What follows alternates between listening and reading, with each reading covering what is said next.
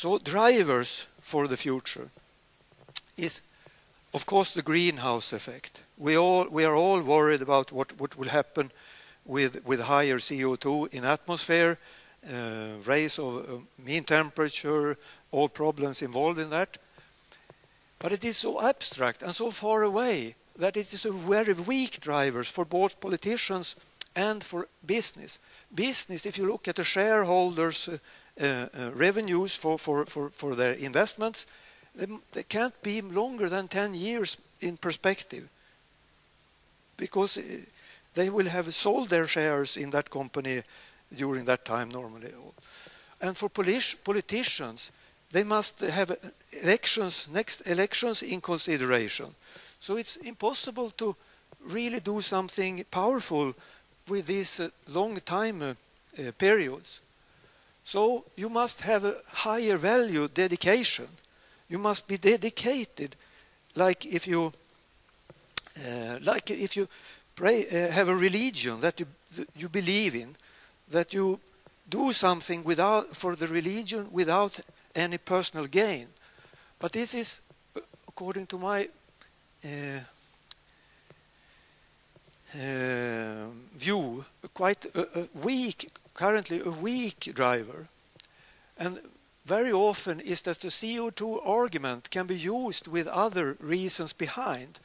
For instance, to get research funding, you claim it is for the CO2, and national interest. It's good for your country to export some biofuels or that kind. To support interest groups, and farmers are the most common interest groups.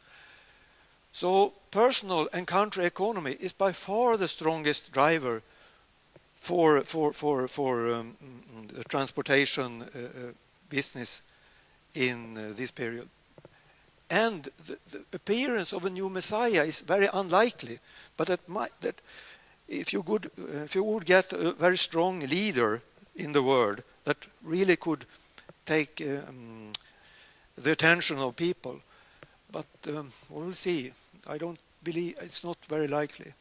So probable sacrifices for lower CO2 are very small, both for personal people, private people, and for states with democracy.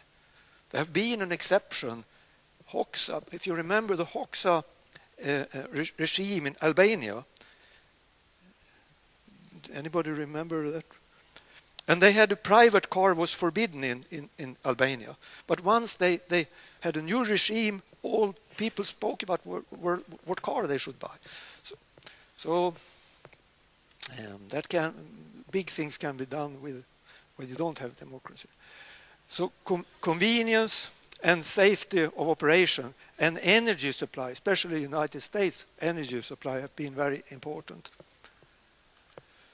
So energy supply, there are often discussions about the peak oil phenomena. The oil production will peak, the demand will continue to increase, and there will be a clash soon. Yes, and then it's very good for the CO2, because then it will limit the CO2 increase in a natural way. But there will be skyrocketing prices on oil and also on the alternatives. And the risk for military conflicts, but hopefully people can solve it, but the transportation situation and the fuel mix would not automatically change because of the very strong business cases in these for the different transportation businesses. But there will be higher prices paid for biofuels and natural gas. So bigger biofuel production will be in response to these price increases, which is a danger, of course, for the food production. And natural gas, I think, can be more peacefully directed from house heating to transportation, because house heating can much more economically be replaced by electricity.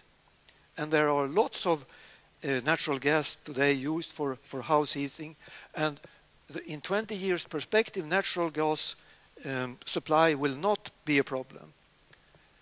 And the timing for these events are very critical and very difficult to predict.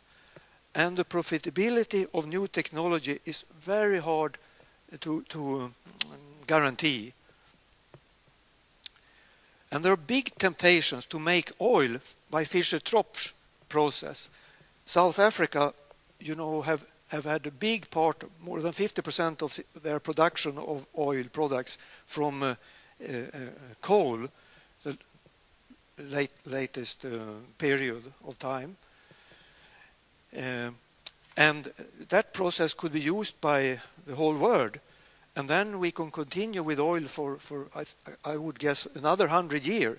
But it is a catastrophe for the CO2